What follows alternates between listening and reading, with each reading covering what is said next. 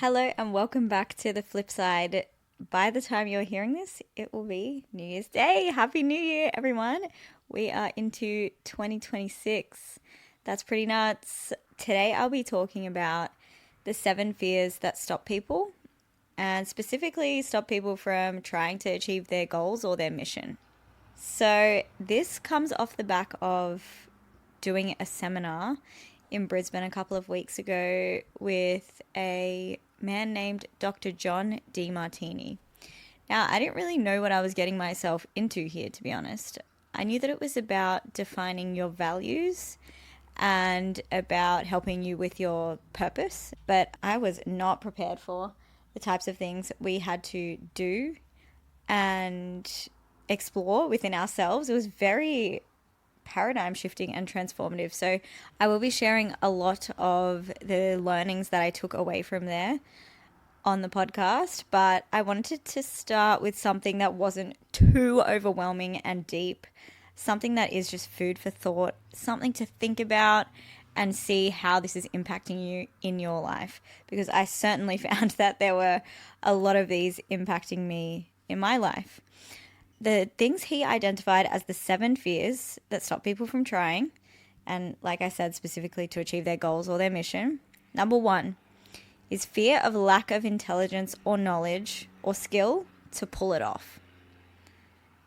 So I'm not smart enough, I don't know enough, I'm not skilled enough to actually execute this goal or this mission. That will stop people. Number 2 is a classic. We all know, we've all felt before, the fear of failure or the fear of not succeeding.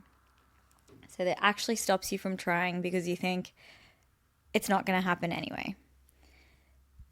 Number 3, the fear of not making money or losing money in the pursuit of it.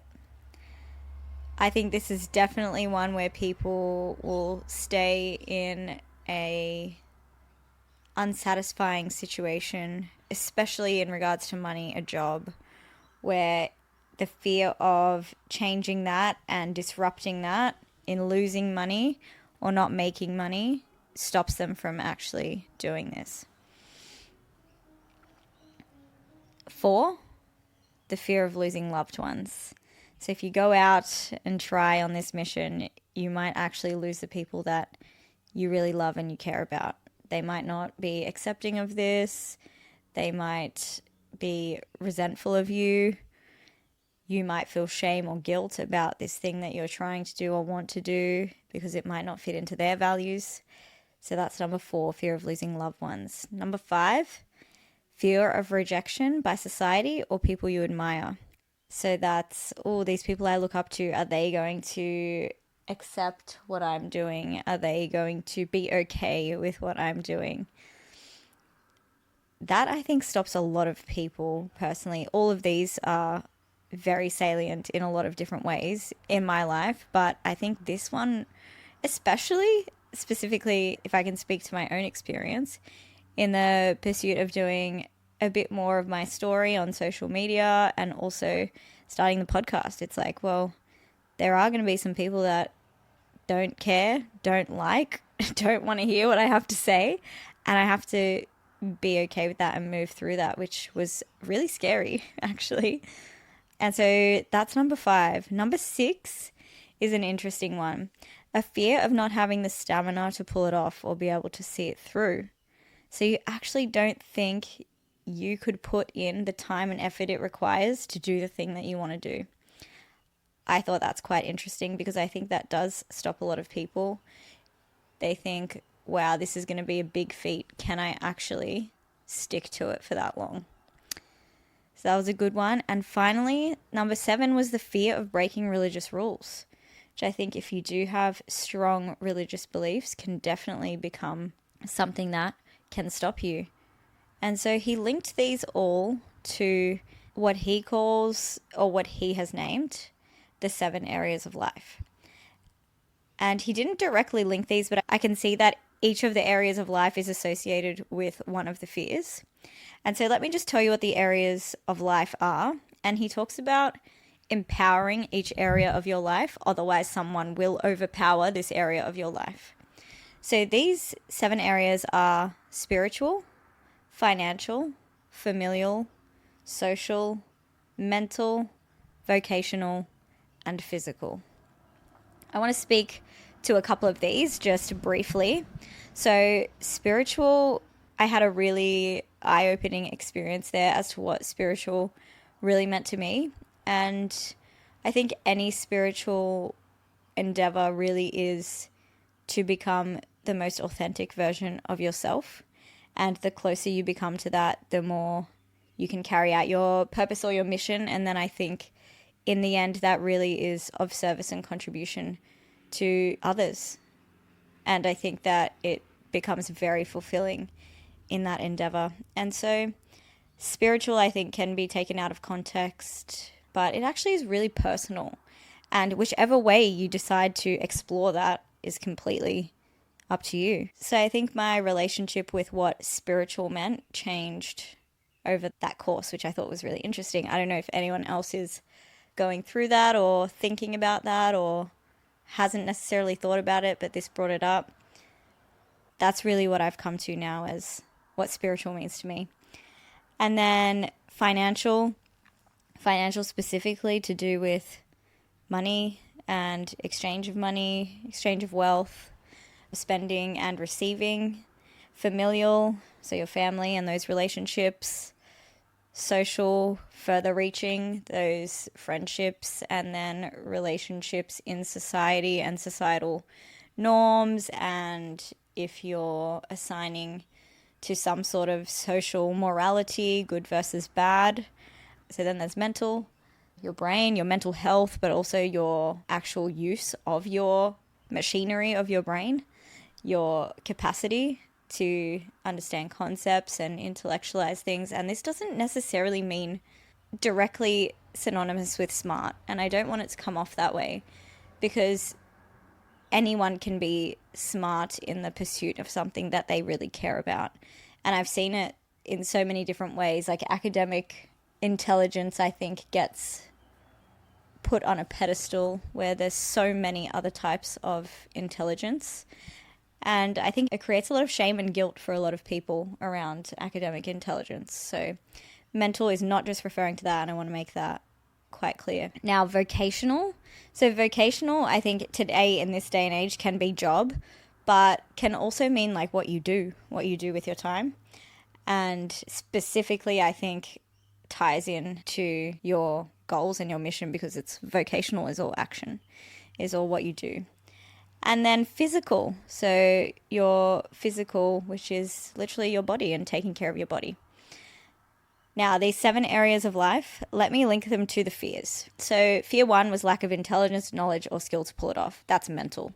That's that area of life. And number 2 is fear of failure or not succeeding, which I think very much aligns with vocational. So as we just said, what you do and what you put your time into doing.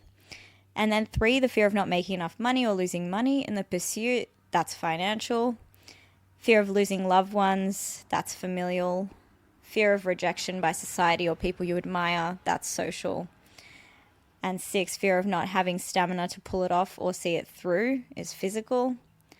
And finally, fear of breaking religious rules is spiritual. So each of these fears has an attachment to an area of life. If you can think of other areas of life, please comment and let me know.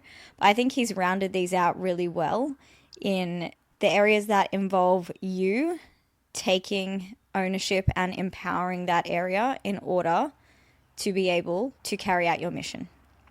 So yeah, that's something that he said that I thought was just really different, was that if you don't empower these areas, someone else will. And so he said if you're disempowered in any of these areas, there will be another person, another force, another thing that will take the reins for you. So you can think of that in familial. If you're not taking ownership of your relationships in your family and your dynamics, then someone else will lead that, and that can lead to feelings of resentment, of shame and guilt, of pride in yourself, or of admiration of other. So he talked about how these types of emotions are not living in gratitude for our circumstances. And that, I think, was a really hard concept for me to grasp at first. And I'll give you another example. in financial. So you can do the same. You can give power to a boss or a manager or someone that will overpower that area of your life. And that doesn't mean that working in a job where you have a boss or manager is the problem, but I'm saying that if you don't take charge of what you want and the direction that you're going, someone else will dictate what that path is for you. And then specifically how much you can make doing that.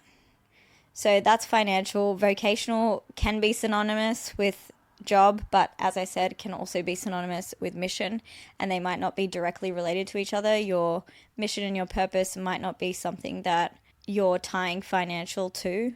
So next time, not specifically the next podcast coming, but at some point in the future, I really do want to talk about this amazing framework, which I think was the most transformative part of the entire seminar. I'll give you a little taster of it now so you can look forward to it. Basically, those emotions that I described. So he talks about minimizing emotions, which are shame or guilt for yourself, or resentment towards others. When you're feeling either of those, you're either minimizing yourself and your self-worth, or if you're feeling resentment, you're minimizing an other and their worth. Then when we move to the other side of that, we could inflate ourselves or others. So that's when we feel feelings of pride about something. I'm right and you're wrong. That's for self. And then for other, you have some infatuation or you have admiration. Can't wait to talk about that, how it ties into becoming your authentic self and these fears being so much more dampened based on the ability to collapse those emotions of resentment, of shame, of admiration or infatuation, and of pride. So today was just a food for thought kind of podcast. Think about those fears. Think about if there are areas that you are stopping yourself, you're stunting yourself from doing something that you truly want to do, that you feel like is a big goal that keeps persisting in your mind, but you keep saying no to it for some reason, or something that you feel is your mission, but it's been too scary to really acknowledge. Is there something there that you are turning down? And is it related to someone overpowering and you not empowering the 7 areas of your life? I would love to hear what you think. Let me know, and I will talk about that other topic very, very soon of collapsing those emotions to feel gratitude and unconditional love. I can't wait to hear what you think, and if you think this could help someone, please pass it on. Give the podcast a follow because it really makes a difference to who is able to hear it and how far it reaches. Please let me know in the comments or send me a message of what you think of these and if you got something from it. I was just blown away by the whole course and I can't wait to tell you more. We'll get to that soon. Happy New Year, everybody, and I'll catch you on the flip side. Bye, everyone.